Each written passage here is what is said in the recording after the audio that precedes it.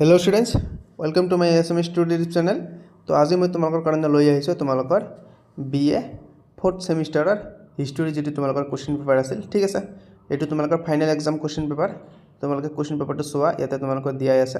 2024 previous date question paper है तुम्हारे you ठीक है। तुम्हारे ये क्वेश्चन पढ़ी जा तुम्हारे यार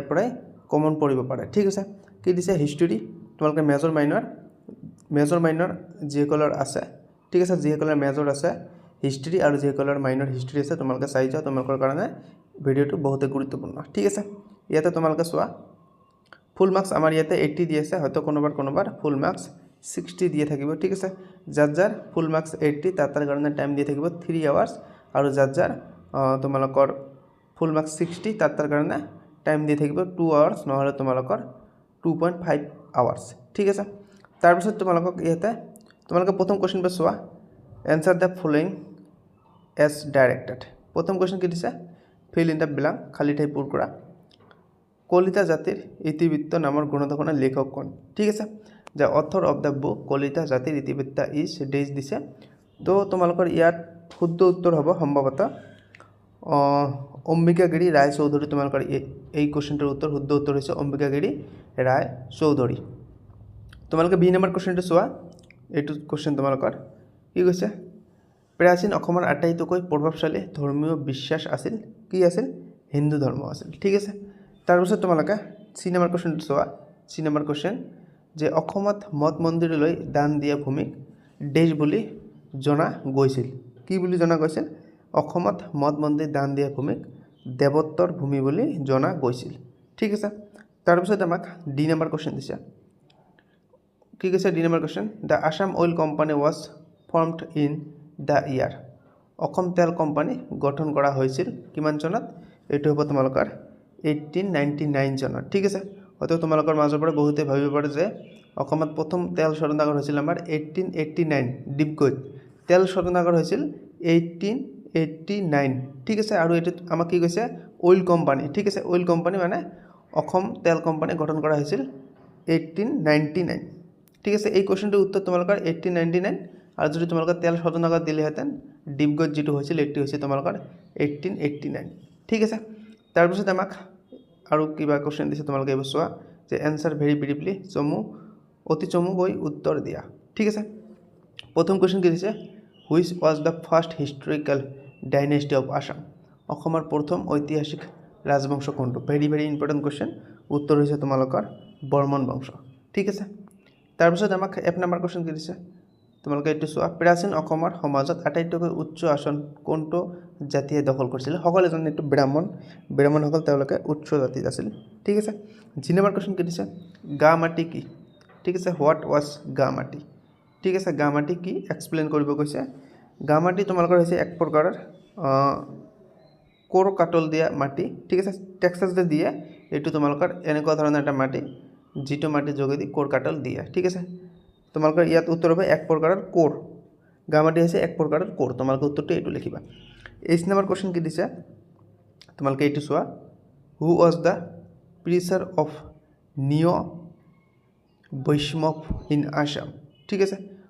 नव वैष्णव धर्मर कोने प्रचार कर सकते जाने आम पाई क्लास 9 10 पाई श्री श्री शंकरदेवे ठीक है। नव वैष्णव धर्म कि नव वैष्णव धर्म प्रचार कोने कर श्री श्री शंकरदेवे ठीक है। तारपिছত आमाक आई नम्बर क्वेश्चन दिसे तुम्हारे ये चुआ तुम्हारे ये पढ़ा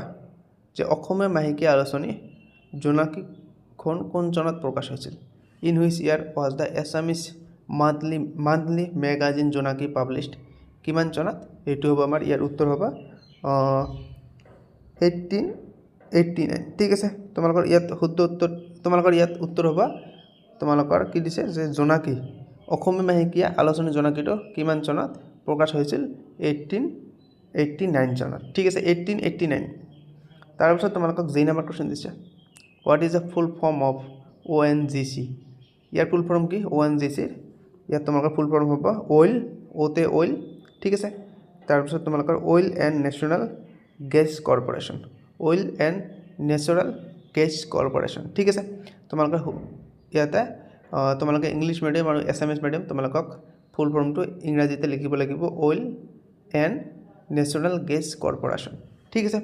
তাৰপিছত তোমালোকে 2 নম্বৰ কোৱেশ্যনটো চোৱা এই 2 নম্বৰ কোৱেশ্যনৰ উত্তৰবোৰ মই তোমালোকক কৈ নিদিম তোমালোকক যদি লাগে 2 নম্বৰ কোৱেশ্যনৰ উত্তৰ তোমালোকে কমেন্ট কৰা যে স্যাৰ আমাক 2 নম্বৰ কোৱেশ্যনৰ অৰ্থাৎ বাকি কোৱেশ্যনবোৰৰ উত্তৰ আমাক লাগে তোমালোকে কমেন্ট কৰিবা মই তোমালোকৰ কাৰণে এটা এনসাৰ শিট লৈ আহিম বাকি কোৱেশ্যনবোৰৰ কাৰণে ঠিক আছে তোমালোকে কমেন্ট কৰিবা যদি তোমালোকক লাগে তোমালোকে কমেন্ট কৰিবা কি কৈছে প্ৰথম কোৱেশ্যন হোৱাট ইজ গোত্ৰা গোত্ৰ কি ঠিক আছে হোৱাট ইজ গোত্ৰ কি তাৰপিছত বি নম্বৰ কোৱেশ্যন আছে প্ৰাচীন অসমৰ দুটা বৃত্তিজীৱী শ্ৰেণীৰ নাম যদি তোমালোকক উত্তৰবোৰ লাগে তোমালোকে কমেন্ট কৰিবা সিনেমা দিছে কি